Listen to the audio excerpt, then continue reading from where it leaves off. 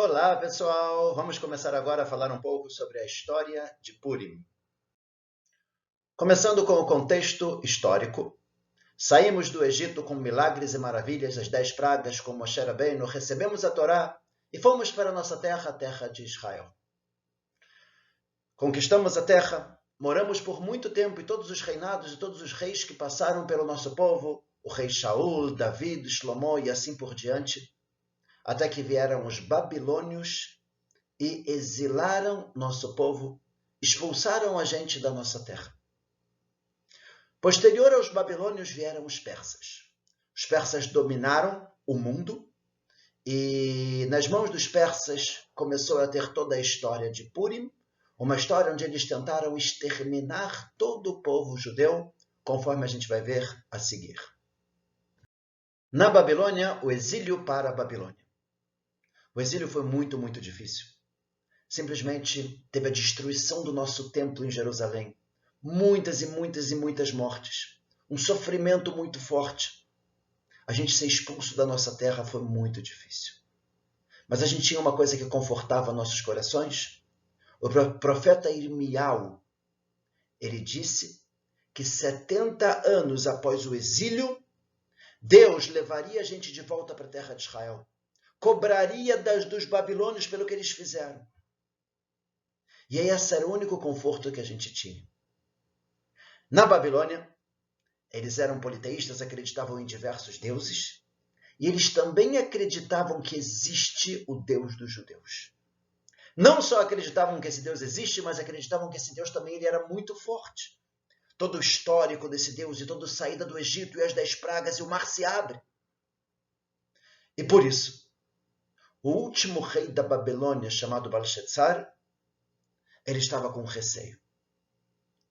Quando completou 70 anos e os judeus não retornaram para a terra de Israel porque ele não deixou, ele resolveu fazer uma grande festa de comemoração. E nessa festa ele utilizou também os utensílios do nosso templo. A ideia é: vencemos o Deus dos judeus. Nossos deuses são mais fortes. E justamente no meio dessa festa, aparece no Tanakh, que aparece como se fosse uma mão gigante, e começa a escrever uma frase na parede. Todo mundo começa a ficar desesperado de medo. O que é isso? Mandaram chamar Daniel, famoso Daniel na Cova dos Leões, para ele interpretar o que era isso que estava na parede. E Daniel ele vem e fala que é uma mensagem dizendo que acabou o tempo da Babilônia, chegou o momento agora do Império Persa. E naquela mesma noite teve uma invasão persa, onde os persas eles dominam a Babilônia. O rei da Pérsia, Cores, autoriza os judeus a retornarem à terra de Israel, exatamente 70 anos após o exílio. E agora vamos para a festa de Ahasverosh. O que acontece? O próximo rei da Pérsia se chamava Ahasverosh. E ele também fez as contas. 70 anos após tinha uma outra profecia que a gente poderia reconstruir o nosso Beit HaMikdash, o templo. E ele faz uma festa também. E quando ele percebe que completaram 70 anos, de acordo com a conta dele, e o templo não foi construído porque ele não autorizou, nesse momento ele também resolveu fazer uma grande festa. Qual era a festa? Vencemos o Deus dos judeus. Só que nesse momento ele foi bastante amigável com os judeus. Ele virou para os judeus e falou: agora vocês são de nós. Vocês podem estar morando na nossa terra. Eu vou dar também tudo de bom para vocês. E agora eu estou fazendo uma grande festa, mostrando que a gente venceu o Deus dos judeus, e eu convido também a vocês. Comida kasher, tudo direitinho, convite direto do rei. O único problema era o motivo dessa festa. A comemoração que a gente não vai retornar mais para Israel, que a profecia dos judeus não se concretizou e que a gente não voltaria mais para a nossa terra. E agora? A gente participa dessa festa ou não? Muitos judeus começaram a pensar pega mal. O rei está nos convidando. Outros começaram a pensar, é a melhor festa que poderia existir. O rei, com toda a riqueza dele, está dando essa festa. Fica chato a gente não participar. Outros pensavam, mas a nossa intenção não é essa de comemorar o que ele está dizendo. É só participar da festa. Na prática, a gente acabou participando dessa festa. Está escrito no Talmud que nesse momento foi decretado sobre os judeus o quase extermínio, como a gente vai ver agora na história da Megillah, na história de Purim. O que aconteceu justamente nessa festa? O rei ele pede para apresentar a rainha Vashti, a neta do antigo rei da Babilônia, Nabucodonosor. Ela casou com o rei Ahasverosh. E ele fala agora que ele quer apresentar a beleza da rainha perante todos os convidados, apresentar ela nua na frente de todos. A rainha se nega, e quando a rainha se nega, ele se aconselha com seus ministros. O ministro Aman aconselha que ele mate a rainha, porque ela ousou desrespeitar um mandamento direto do rei. E isso seria uma grande lição para as mulheres, que elas precisam obedecer os seus maridos. Uma sociedade totalmente machista, como a gente vai ver aqui também na continuação.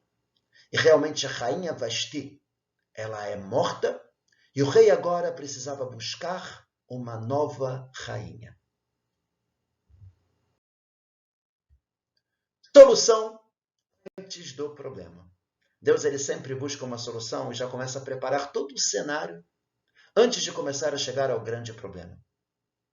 Dentre todas as mulheres de todo o Império Persa, que incluía 127 países, ele acabou escolhendo a rainha Esther, uma mulher judia. Esther não contou que ela era judia. E diferente do que a gente sempre aprendeu, Esther ela não queria ser a rainha. A pior desgraça da vida dela foi ter sido escolhida como rainha. Ela era uma mulher religiosa. Ela queria ter um casamento judaico-religioso, ter um lar judaico. Mas ela não teve opção. Ela foi convocada pelo rei e, se não, ela morreria. Mordecai era quem estava realmente preocupado com ela, o tio de Esther. Ele ficava sempre próximo do Palácio Real, tentava entender o que estava acontecendo com Esther, se estava tudo bem com ela. E numa das vezes ele acabou escutando 2 ministros do rei, que estavam conversando numa outra língua sobre como envenenar e matar o rei. Mordecai, que ele sabia muitas línguas, ele entendeu o que eles estavam falando. Ele contou para Esther. Esther contou para o rei em nome de Mordecai. O rei verificou que era verdade e mandou matar aqueles 2 ministros. Ou seja, antes de começar o problema e começar a história de Purim, Deus já se preocupou para que a rainha fosse uma rainha judia e se preocupou para que Mordecai, que era um judeu, que ele salvasse a vida do rei. E agora a gente vai começar o problema.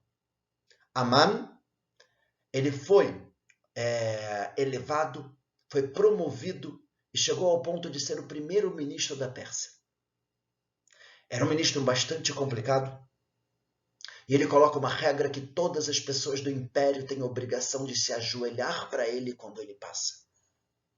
Mordecai, que era judeu, ele se negou a se curvar para Aman. E Aman fez uma coisa que a gente conhece bastante, generalizou. Um judeu tem um comportamento assim, todos os judeus são assim. Se ele não se curva para mim, os judeus não se curvam e não me respeitam. Qual é a solução? Ele pede autorização para o rei para exterminar todo o povo judeu, de todo o império do rei Ahasverosh. Ele chega para o rei pedindo autorização, o rei autoriza. Deu para ele o anel, o selo real. E nesse momento ele faz um sorteio. Qual vai ser o dia? E qual vai ser o mês? E quando vai ser todo o extermínio do povo judeu? E com a autorização do rei, ele começa a comemorar. Enquanto o rei autoriza e Amã comemoram, agora Mordecai, ele sabe o que aconteceu, o tio de Esther, ele começa a ficar de luto, começa a chorar. Ele chega para Esther e fala: Esther, você precisa ajudar. Agora você precisa falar com o rei, contar para ele que você é judia, pedir pelo seu povo. Esther, ela fala: todo mundo do reinado sabe que qualquer pessoa que se apresente perante o rei sem ser chamado é pena de morte. Eu não fui chamada perante o rei nos últimos 30 dias. Como é que eu vou ir lá? E Mordecai fala: não pensa que você vai escapar. A gente não conhece os caminhos de Deus. Mas talvez justamente dessa forma é que Deus quer conduzir a salvação do nosso povo através de você virar a rainha. A gente vê aqui, mais uma vez, uma sociedade completamente machista. A própria esposa não pode se encontrar com o marido, com o rei, sem ser chamada, senão ela morre. De qualquer forma, Esther entende que a salvação não vem do rei Ahasverosh. A salvação vem de Deus. Ela faz 3 dias de jejum e pede para o povo inteiro jejuar. E assim ela se apresenta perante o rei. Olha que incrível, pessoal. O que o rei queria de Esther? Por que o rei chamava ela uma vez a cada 30 dias? Era simplesmente o físico. Como é que uma mulher aparenta depois de 3 dias de jejum? Será que ela iria realmente conseguir o que ela queria? O rei olhando para ela com a cara pálida, feia e tal de jejum. Mas ela entendia: a salvação é somente e unicamente de Deus. Nesse inteirinho, todos os judeus começam a fazer tchuvá, a se arrepender, a rezar, a chorar, a voltar para os caminhos da Torá. Ela vai e se apresenta perante o rei. O rei não mata ela. Levanta o cetro real e fala para ela: Esther, o que você deseja? Até metade do reinado eu te dou. E Esther fala uma coisa bem interessante. Ela fala: eu peço para o rei que a gente possa ter um jantar especial a sós. Somente eu, você e aquele ministro Amã. Nesse momento, o rei, ele entende que tem alguma coisa estranha. Como pode ser que a rainha chama o rei para um jantar a sós especial? E para que chamar também Amã? Tem alguma coisa que o rei não pode sozinho e que precisa de um ministro a mais? Ele achou aquilo muito estranho, mas ele falou: ok, se esse é o seu desejo, vamos em frente. E aí realmente chegaram naquele jantar, o rei esperando o que Esther vai falar agora. E ele vira novamente para Esther e fala: Esther, o que você quer? Até metade do reinado eu te dou. E Esther fala: eu quero mais um jantar especial. Somente eu, você e Amã. Por que ela marcou esses jantares? E por que Amã junto? Essa pergunta foi uma pergunta muito difícil que o rei Ahasverosh teve que enfrentar. O que está acontecendo? Por que Esther está tão conectada assim com Amã? Será que tem alguma coisa entre eles? Por que o jantar não é somente comigo? Eu sou o rei e o marido dela. Isso fez com que o rei não consiga dormir. Por que ele não conseguiu dormir? Ele começou a pensar: será que tem alguma história entre eles? Será que Amã ou Esther estão querendo me trair? Será que tem alguma situação entre eles que ninguém sabe, ninguém me conta? Como pode ser? Alguma vez eu deixei de recompensar alguém que salvou a minha vida ou me contou alguma coisa? Ele não consegue dormir. Ele manda abrir o livro das lembranças. E nesse momento ele encontra que realmente teve uma pessoa chamada Mordecai que salvou a vida do rei e não recebeu nenhuma recompensa. O que o rei pensa nesse momento? Ele pensa: vou trazer uma recompensa muito grande para ele. Todos vão ver o que acontece com a pessoa que salva o rei. E dessa forma, se alguém souber alguma coisa sobre mim, sobre Esther, sobre Amã, vai me contar. Sabe que eu vou recompensar de uma forma muito grande. Ele decidiu, no dia seguinte, ele iria recompensar Mordecai pelo que ele fez. Porém, exatamente naquela noite, Amã, ele volta para casa. Ele volta para casa com muita raiva. Ele vira para a esposa, para os familiares, e fala: vocês não sabem como eu sou grande dentro da Pérsia. Até mesmo na refeição com o rei e a rainha, só chamam somente eu. Por outro lado, eu não suporto quando eu passo pelas ruas e aquele judeu Mordecai não se ajoelha para mim.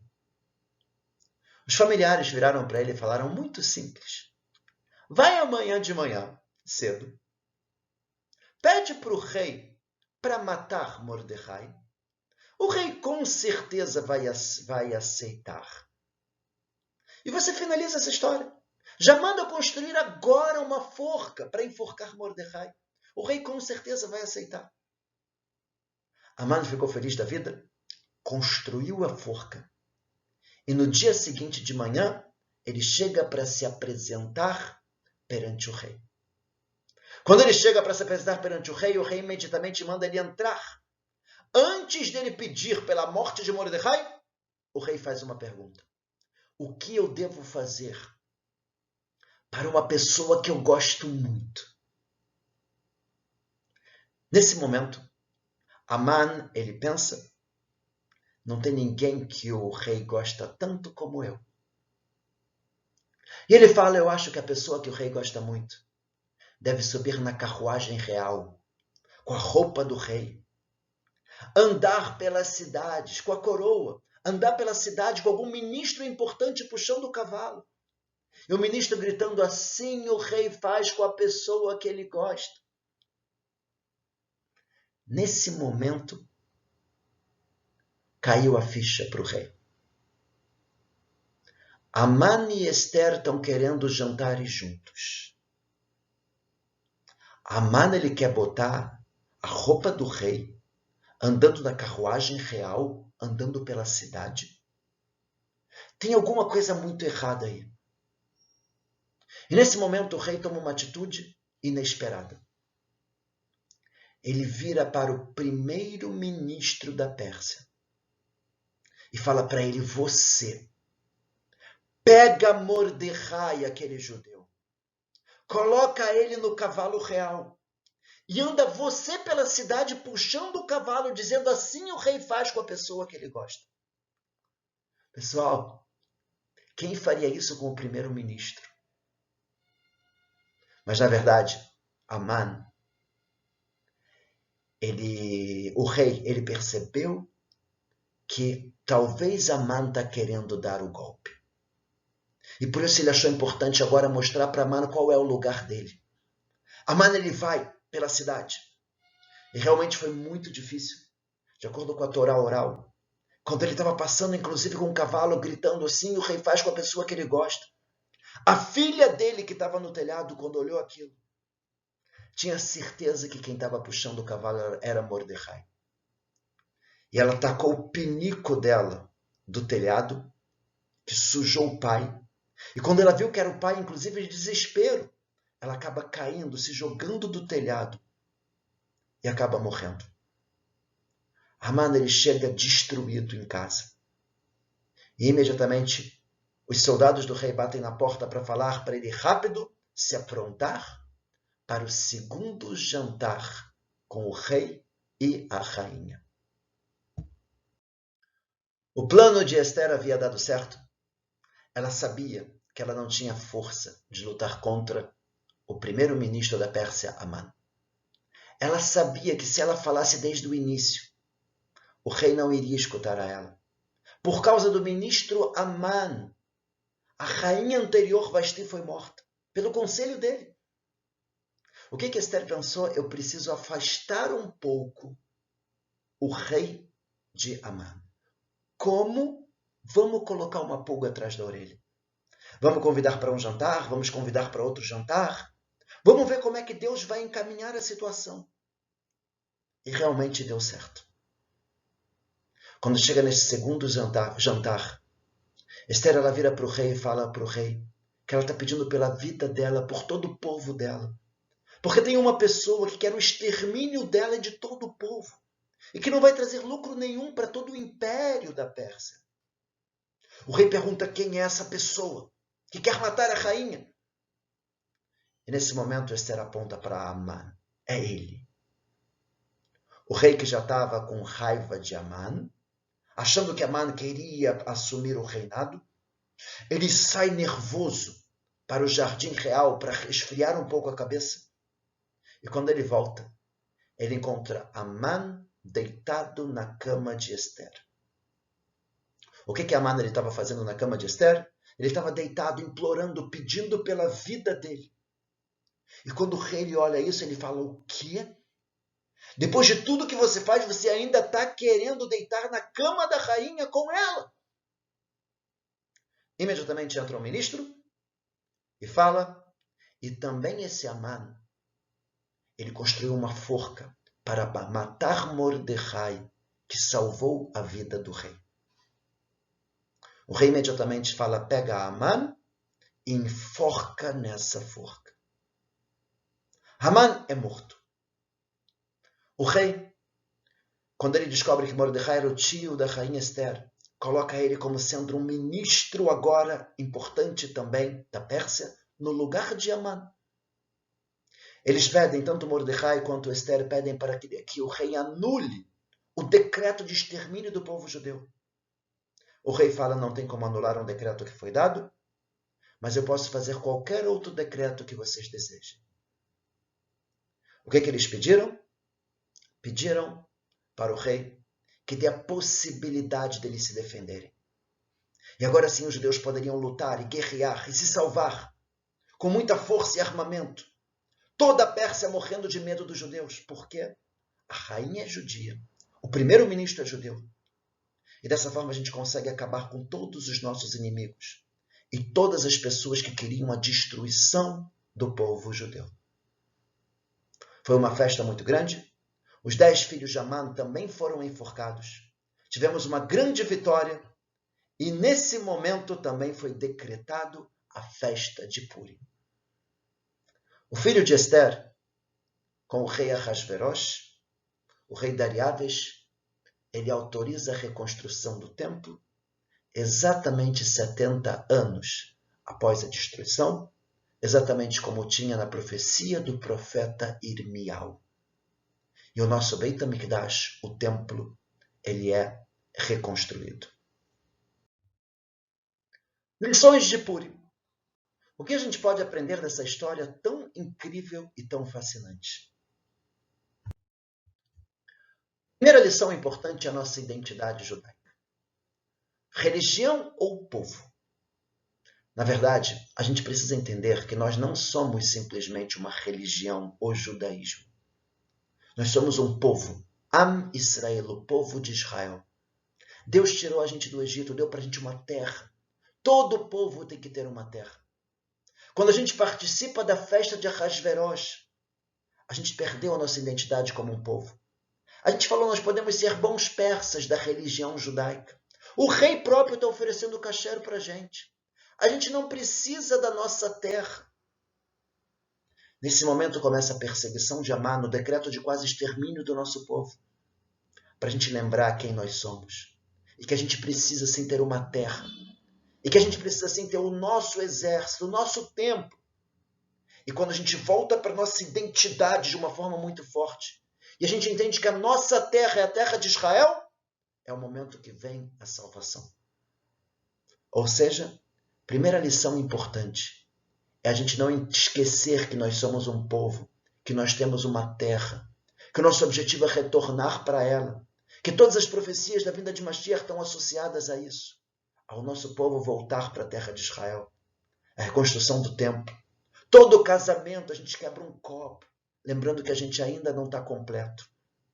E se a gente esquecer nosso objetivo como povo e achar que nós somos somente uma religião ou cultura, a gente vai estar novamente errando o mesmo erro que os judeus erraram na Pérsia.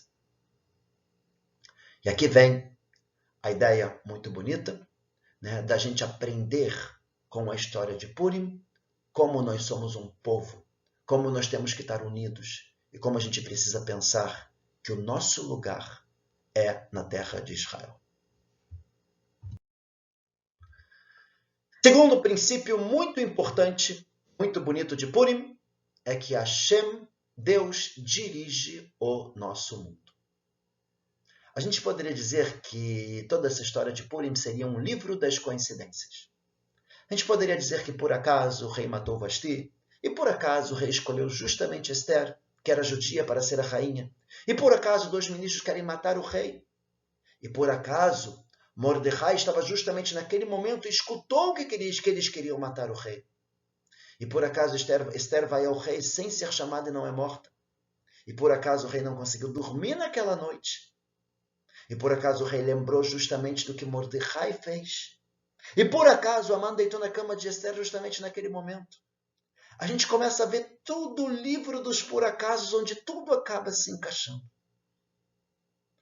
Hashem, Deus, ele estava oculto, mas ele sempre estava presente por trás de todos os acontecimentos.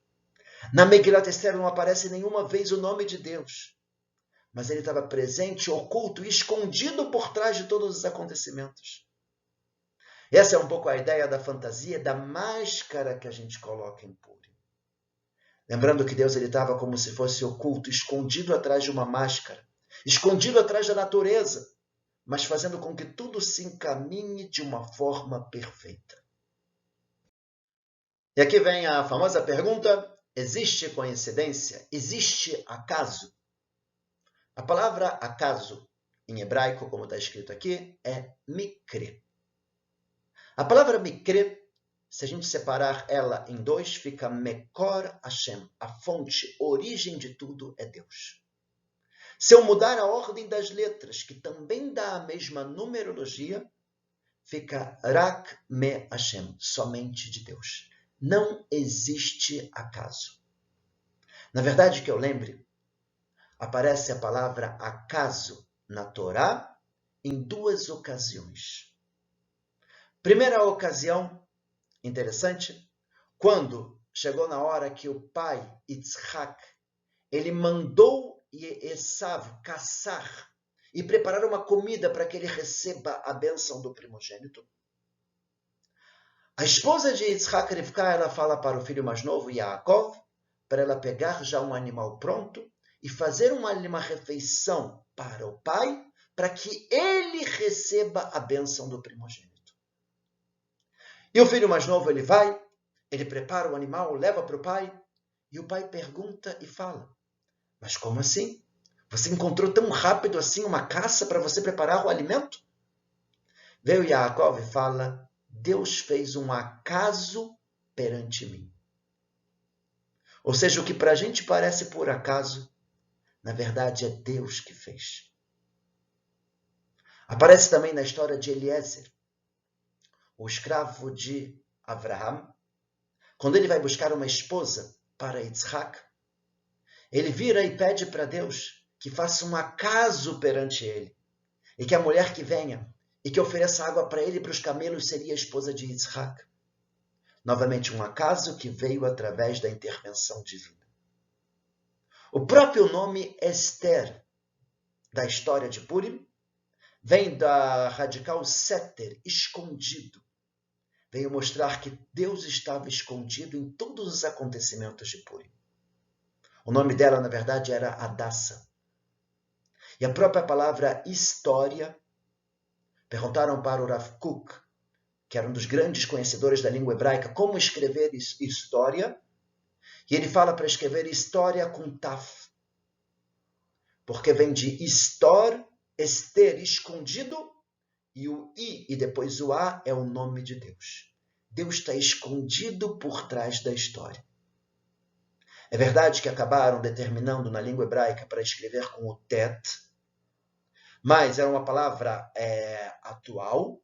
Eles estavam definindo como escrever, e o Rav Kook falou que o correto seria escrever com taf. mostrando como Deus está escondido por trás de todos os acontecimentos. Na prática, esse é o motivo que a última festa do povo judeu, que foi escrito no Tanar, é a festa de Purim. Porque a mensagem aqui é muito forte, a mensagem é para todas as gerações. A partir desse momento, Deus não vai mais se revelar com milagres e maravilhas. Vai ser igual à festa de Purim. Deus vai estar oculto. Deus vai estar por trás de uma máscara, a máscara da natureza. Mas Ele vai estar direcionando as coisas conforme sua vontade. E a gente precisa confiar nele. Essa é a festa de Purim e essa é a mensagem que ficou para todas as gerações posteriores. E agora vamos para uma pequena curiosidade interessante também na leitura da Megilat Esther, né, que é todo o livro que conta a história de Purim escrito no pergaminho. Tem uma situação bastante interessante. Aparece sobre os filhos de Amã.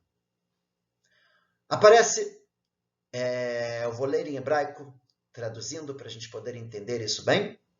O Veshushan Abirá, e na capital da Pérsia, em Shushan, Argu Yehudim ve'abed, os judeus eles mataram 500 pessoas que queriam a nossa destruição e o nosso extermínio, por defesa. E aí aparece também quem morreu, Ve'et Parshandata, Ve'et Dalfon, Ve'et Aspata, está trazendo o nome dos 10 filhos de Amã. E continua, Aseret ben Yaman ben Amedat Atzorera Yehudim, os 10 filhos de Amã, que odiava os judeus e queria o extermínio dos judeus, Arago, mataram, o Babizalo Shalchu et Yadam, mas não pegaram os bens materiais de ninguém. Foi somente uma guerra de autodefesa.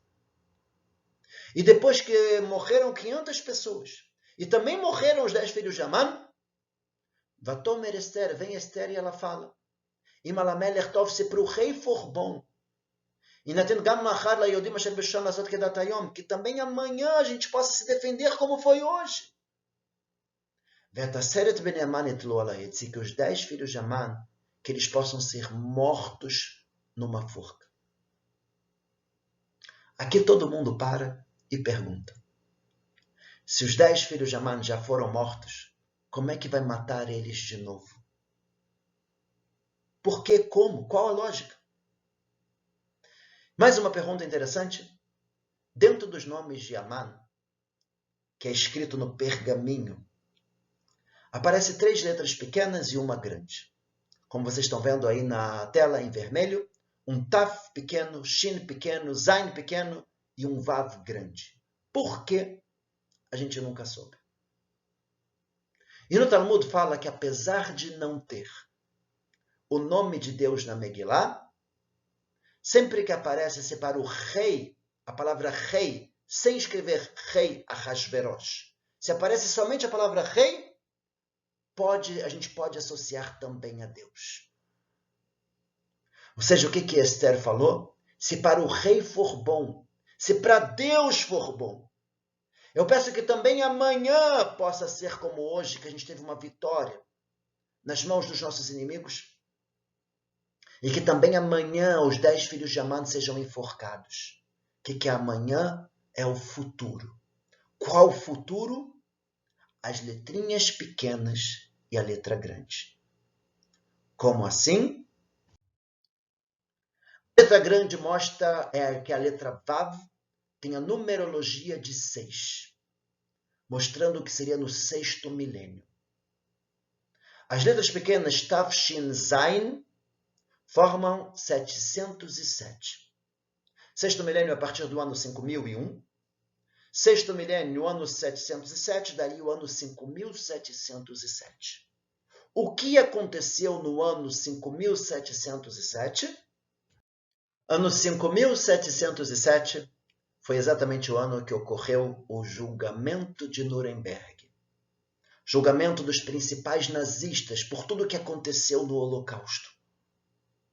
E é muito interessante que esse julgamento aconteceu exatamente no dia 16 de outubro de 1946, De acordo com o calendário judaico, isso caiu em Rosh Hashanah Rabbah, que é uma data que, de acordo com a Kabbalah, com o Zohar, seria o julgamento das nações. Ou seja, muito forte. E não só isso, se vocês olharem a Folha da Manhã, é realmente impressionante. Aparecem enforcados esta madrugada os condenados nazistas. Foram enforcados. Quantos? Vamos ver? Göring suicidou-se. Nuremberg, urgente, precisamente às 6h17, a comissão do Conselho de Controle Aliado anunciou oficialmente que foi realizada a execução de 10 dos 11 réus nazistas. O Marechal Göring suicidou-se na sua cela às 10h45 da noite de ontem, ingerindo cianureto de potássio.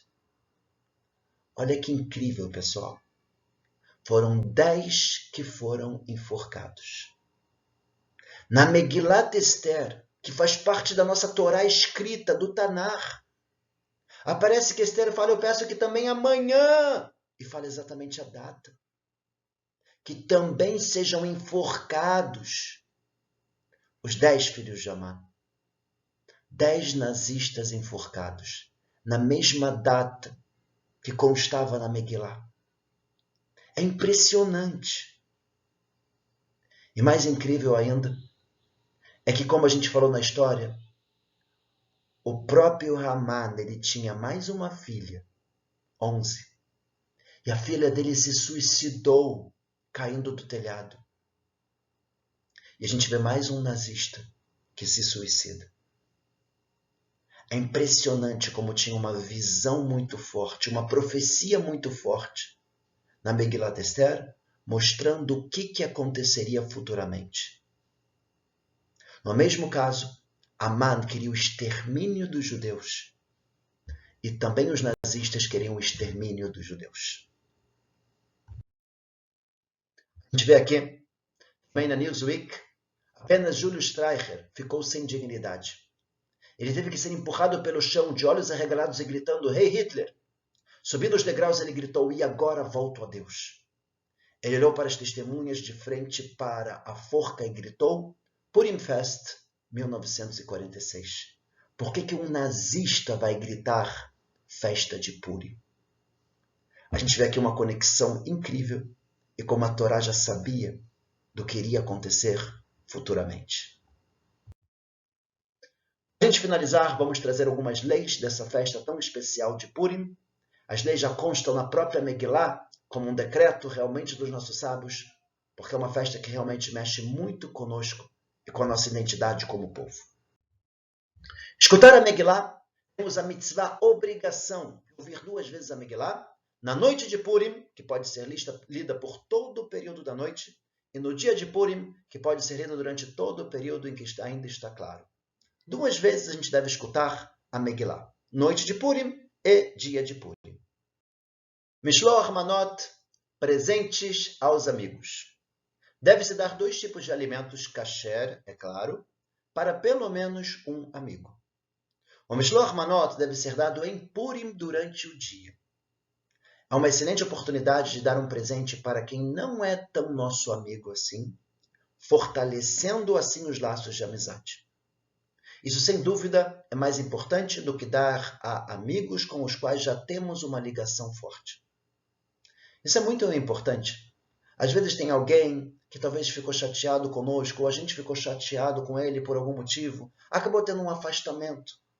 A ideia de Purim é a gente tentar, através dessa mitzvah, mandar uma cestinha com alimentos, uma coisa bonita, às vezes até mesmo com uma cartinha bonita, e tentar voltar a fortalecer os laços de amizade. Uma festa onde a gente tem que estar unido como um povo. E por isso vem essa ideia da cestinha, do presente, da união. Se quiser dar mais, pode dar. Se eu quiser dar a cestinha para 100 amigos, eu poderia. Porém, ainda mais importante é dar matanot le'evionim para os pobres. A gente tem mais uma mitzvah de Purim que a gente vai falar agora, que é o dinheiro para os pobres. E por isso o ideal é a pessoa não usar muito dinheiro nessas cestinhas, e sim dar para algumas pessoas específicas que seja necessário e importante para trazer uma maior união, e o resto do dinheiro vale a pena a gente encaminhar para os pobres nesse dia. Mitzvah de dar dinheiro para os pobres, matanot la evionim. No dia de Purim deve-se dar para pelo menos 2 pobres judeus uma quantia em dinheiro, uma tzedakah. Aqui necessariamente são pobres judeus, porque essa festa, a festa de Purim, é uma festa para os judeus. E não é bonito se a gente tiver uma festa e eu estou morrendo de felicidade e alegria, enquanto talvez tenha um irmão meu, do mesmo povo, que está passando fome, chorando, triste, sem conseguir pagar as contas. E a gente quer que essa festa seja uma festa de alegria para todo o nosso povo. E por isso, se a gente quer ter alegria, a gente precisa se preocupar com as pessoas que estão passando por dificuldade. O valor que deve ser dado para cada necessitado é o correspondente a de uma refeição. É claro que se eu quiser dar mais, melhor ainda. O dinheiro deve chegar às mãos dos necessitados no próprio dia de Purim. Sendo assim, não devemos colocar o dinheiro na caixinha de tzedakah e nem deixar para dar na última hora. O ideal é eu entregar ou diretamente para 2 pobres se eu conheço, ou entregar para um rabino com uma certa antecedência, de forma que no próprio dia de Purim o rabino vai encaminhar para as pessoas necessitadas. Sobre essa mitzvah, quanto mais dermos, melhor. Mais alegria a gente vai estar proporcionando para pessoas que estão passando por dificuldades. Para finalizar, a refeição de Purim também é uma mitzvah. A mitzvah da refeição de Purim deve ser cumprida durante o dia de Purim, não é à noite, é de dia. De noite também tem festa, também tem alegria, também tem Megillah, mas o principal da refeição de Purim é de dia. A mitzvah é de ficar alegre e não de perder o controle e a cabeça. Não podemos esquecer que a fonte da alegria é a mitzvah de Purim e não a bebida. Se a pessoa acha que é mitzvah beber e perder completamente a cabeça, nem lembrar o que aconteceu ou fazer besteira, é claro que isso não é nenhuma mitzvah. A mitzvah, sim, é a felicidade e a alegria de Deus, saber que Deus está sempre do nosso lado. Apesar de oculto, Ele está sempre direcionando nossas vidas para o melhor. E a felicidade e a alegria da gente entender a nossa identidade como povo. E como a gente faz parte de um todo. E como a gente tem a nossa terra. E que muito em breve, se Deus quiser, a gente possa retornar para a nossa terra com o nosso templo, com muita alegria, paz e tranquilidade. Purim Sameach para todos.